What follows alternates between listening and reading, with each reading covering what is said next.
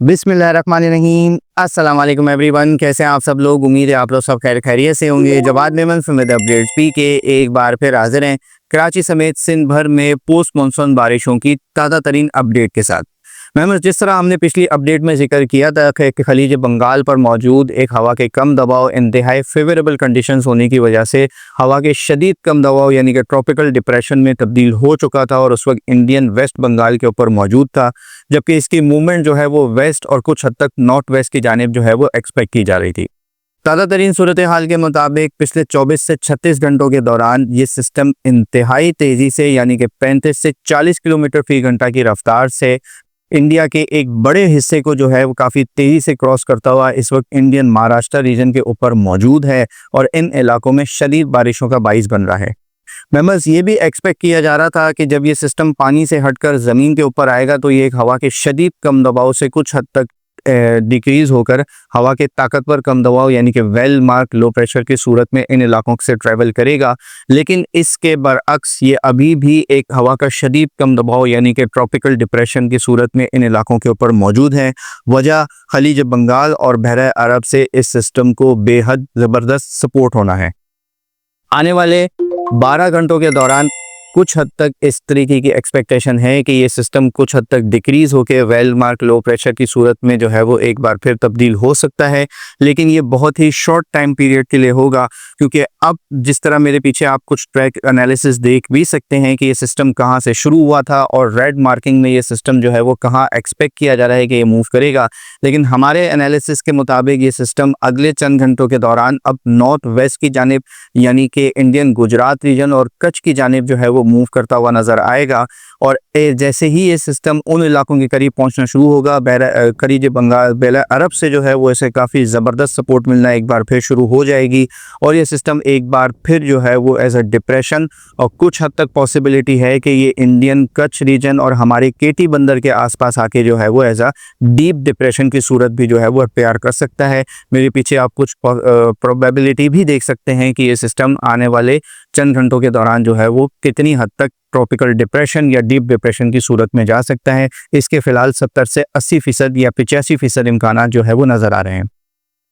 Members, इस overall scenario में पाकिस्तान के हवाले से बात की जाए तो जिस तरह पिछली अपडेट में भी बताया गया था कि कराची समेत सिंध के अक्सर इलाकों में जो है वो गर्मी की शिद्दत में खासा इजाफा होगा। 27 तारीख वाले दिन शहर कराची में दर्जा हरारत 35 से 36 डिग्री तक रिकॉर्ड किया गया, जबकि सिंध के दीगर इलाकों में अगर बात की जाए तो दर्जा हरारत 38 से 39 डिग्री तक भी रिकॉर्ड किया गया है। इसी के साथ साथ आज इतवार वाले दिन जब ये हम वीडियो शूट कर रहे हैं सुबह के वक्त, शहर में इस वक्त शहर कराची में इस वक्त गर्मी की शिद्दत और जो इसके अलावा जो महसूस किया जा रहा दर्जा हरारत है वो खासा ज़्यादा है, तकरीबन 42 से 45 डिग्री तक रिकॉर्ड किया जा रहा है। जबकि इनके दीगर इलाकों में भी जो है वो आज शदीद गर्मी का सिलसिला देखने में आएगा और ये सिलसिला अगले 24 से 36 घंटों के दौरान इसी तरीके से चलेगा। इसमें पीर वाले दिन जो है वो कुछ हद तक मज़ीद इजाफा भी हो सकता है। जैसे जैसे सिस्टम करीब आएगा समुद्री हवाएं जो है वो रुकना शुरू हो जाएंगी और इसी के साथ साथ पोस्ट मानसून हवाएं जो हैं वो एक बार फिर सिंध के इन इलाकों में दाखिल होंगी, जिसके ज़ेर असर गर्मी की शिद्दत में इजाफा और फिर ये हवाएं जो है वो सिंध के मुख्तलिफ इलाकों में बारिशों का बाइस भी बनेगी।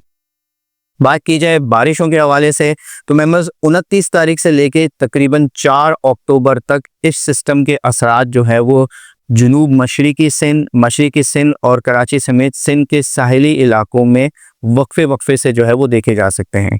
29 तारीख वाले दिन यानी कि पीर की दोपहर या शाम से जो है वो जनूब मशरकी सिंध यानी कि थर पारकर, नगर पारकर, मिट्टी, इस्लाम कोट, छोर और इसके आसपास के इलाकों में जो है वो गरज चमक के साथ बारिशों का सिलसिला देखने में आ सकता है। जबकि 30 तारीख वाले दिन जैसे से ये सिस्टम मज़ीद करीब आएगा, इसके ज़ेर असर जो है वो कराची समेत सिंध के जो साहिली इलाके हैं, ठट्टा, बदीन, सुझावल और इसके आसपास के जो इलाके हैं, केटी बंदर के जो इलाके हैं, यहाँ पर भी जो है वो बारिशों की एक्टिविटीज़ देखी जा सकती हैं। मेंबर्स, इसके बाद ये सिस्टम 1 से 2 अक्टूबर तक केटी बंदर या कच्छ रीजन के आसपास से होता हुआ खुले समंदर में यानी कि बहरा अरब में आ जाएगा और इस वक्त यहाँ पर बहरा अरब की सतह समंदर के दर्जा हरारत काफ़ी ज़्यादा होने की वजह से और दीगर पैरामीटर्स काफ़ी ज़्यादा फेवरेबल होने की वजह से 30 से 40% ऐसी प्रोबेबिलिटी है कि ये सिस्टम जो है वो एक साइक्लोनिक स्टॉर्म में भी तब्दील हो सकता है। ताहम इससे पाकिस्तान के साहिली इलाके को फ़िलहाल किसी भी किस्म का कोई ख़तरा मौजूद नहीं है, क्योंकि जब ये सिस्टम खुले समंदर में जाएगा और किसी साइक्लोनिक स्टॉर्म में अगर तब्दील होता भी है तो ये पाकिस्तान के इलाकों से काफ़ी हद तक दूर जा चुका होगा। बात करें मेंबर्स मौसम के हवाले से, तो जो जिन इलाकों में बारिश एक्सपेक्ट की जा रही है वहाँ पर गरज चमक, लाइटनिंग, तेज़ आंधी का सिलसिला भी देखने में आ सकता है, क्योंकि ये डीप डिप्रेशन या डिप्रेशन जो है इसके ज़ेर असर हवाओं की जो रफ्तार है वो 35 से 45 किलोमीटर फ़ी घंटा की रफ्तार से रहती है। साथ ही साथ ड्राई विंड के इंट्रैक्शन की वजह से गरज चमक और लाइटनिंग स्ट्राइक यानी कि बिजली गिरने के वाक़यात इन इलाकों में खासे ज़्यादा देखे जा सकते हैं। जो लोग खुसूसी तौर पर थर पारकर, नगर पारकर और ये ज़ेर सिंध के जो इलाकों में रहते हैं अलर्ट रहें, क्योंकि आंधी और बिजली गिरने का जो है वो इन इलाकों में ख़तरा है अगर थंडरस्टॉर्म्स इन इलाकों में ताकतवर बनते हैं तो। बात करते हैं शहर कराची के मेंबर्स, तो शहर कराची में फ़िलहाल गर्मी का सिलसिला देखने में आ रहा है। 30 तारीख से लेके तकरीबन 3 तारीख तक जो है वो शहर कराची में वक्फे से अक्सर इलाकों में हल्की से दरमियानी बारिश का सिलसिला देखने में आ सकता है। इसमें अहम दिन जो है वो 30 तारीख और पहले अक्टूबर के रहेंगे, जहां पर शहर कराची के भी मुख्तलिफ इलाकों में गरज चमक के साथ बारिश का इम्कान मौजूद रहेगा। फ़िलहाल ये इम्कान जो है वो 60 से 70% है। शहर के अक्सर इलाकों में जो है वो मौसम काफ़ी हद तक अबरालूद रह सकता है। हल्की से दरमियानी बारिश का सिलसिला भी देखने में आ सकता है, जबकि जो शहर के मशरक़ी इलाके हैं और थोड़े से जो समंदर के करीब के इलाके हैं यहाँ पर गरज चमक के साथ बारिश का स्पेल भी देखने में आ सकता है। फिलहाल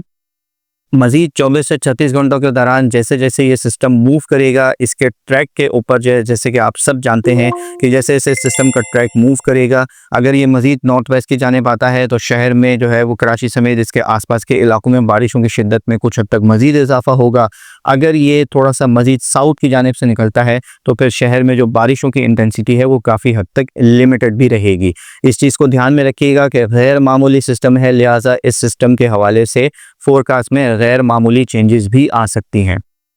आने वाले जनरल फोरकास्ट में आप तमाम तर लोगों को आइडिया हो गया होगा कि कराची समेत ठट्टा, बदीन, सुजावल, केटी बंदर, थर पारकर, नगर पारकर के तमाम तर इलाकों में, मीरपुर ख़ास डिवीज़न के मुख्तलिफ इलाकों में, हैदराबाद डिवीज़न के भी मुख्तलिफ इलाकों में जो है वो आने वाले दिनों में गरज चमक के साथ बारिश का इम्कान मौजूद रहेगा। इंशाल्लाह इस हवाले से जैसे जैसे सिचुएशन क्लियर होती चली जाएगी, जैसे जैसे ट्रैक में चेंजेस आती चली जाएंगी, हम अपने यूट्यूब चैनल और फेसबुक पेज के थ्रू आप तमाम तर लोगों को अपडेट करते रहेंगे। अब तक के लिए इतना ही। वीडियो पसंद आए तो इसे लाइक और शेयर ज़रूर कीजिएगा। उस तरह की तमाम तर लेटेस्ट वेदर जानने हमारा यूट्यूब चैनल और फेसबुक पेज लाजमी सब्सक्राइब कर लें। अपना बहुत ख्याल रखिएगा। याद रहे ये पोस्ट मानसून सीज़न है, मानसून पाकिस्तान के इलाकों से ख़त्म हो चुका है, लेकिन मानसून के फ़ौरन बाद अगर इस किसी की किस्म की एक्टिविटीज़ होती हैं तो इसे पोस्ट मानसून यानी कि मानसून के बाद की एक्टिविटीज़ जो है वो करार दिया जाता है। और आने वाला ये सिस्टम जो है वो काफ़ी हद तक गैर मामूली है। पाकिस्तान पाइंदाबाद।